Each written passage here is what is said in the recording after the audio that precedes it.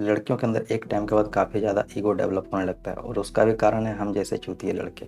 लड़कों के साथ होता ये है कि वो रिजेक्शन को बर्दाश्त कर ही नहीं पाते हैं और जिस वजह से जब लड़कियां रिजेक्ट करती है लड़कों को, तरह तरह के पैतरे अपनाने शुरू कर देते हैं। या तो उसके सामने रोने लगते हैं, गिड़गिड़ाने लगते हैं, और यदि लड़कियां उससे भी इमोशनल ना हो तो फिर लड़के एक टाइम के बाद गाली गलौज पे उतर आते हैं, लड़ाई करना शुरू कर देते हैं और सिचुएशन को और ज़्यादा कॉम्प्लिकेटेड कर देते हैं। तो लड़कों का माइंडसेट क्या होता है, कभी इमोशनल हो रहे हैं, कभी वो लड़ाई कर रहे हैं, और इस तरह से लड़कों का माइंडसेट कभी भी स्टेबल नहीं हो पाता है। लड़के मेंटली स्टेबल हो ही नहीं पाते हैं और लड़कियां ट्रस्ट में लड़के के इस कमजोरी का काफ़ी ज़्यादा फ़ायदा उठाते हैं। एक समय के बाद लड़कों को जैसे चाहती है वो वैसे नचाना शुरू कर देती है, क्योंकि लड़के कहीं ना कहीं अपना डोमिनेंस पावर पूरा पूरा उस लड़की के हाथ में दे देते हैं, पूरा कंट्रोलिंग पावर उस लड़की के हाथ में देते हैं। और वो लड़के को पता होता है कि इस लड़के को अब कैसे कंट्रोल करना है।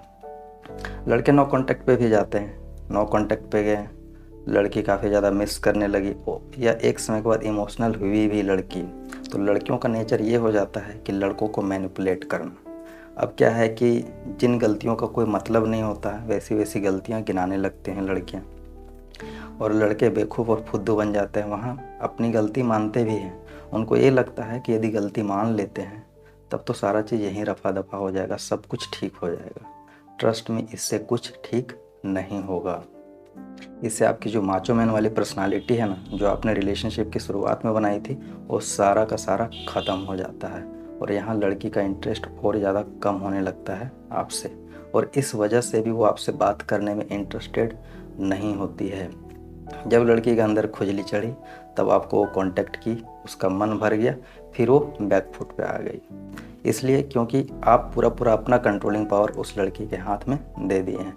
पूरा पूरा डोमिनेंस है उस लड़की का आप पे, और जब तक आप पूरा पूरा अपना डोमिनेंस उस लड़की के हाथ में दिए हो, ट्रस्ट में वो आपके लिए कभी भी सीरियस नहीं होगी।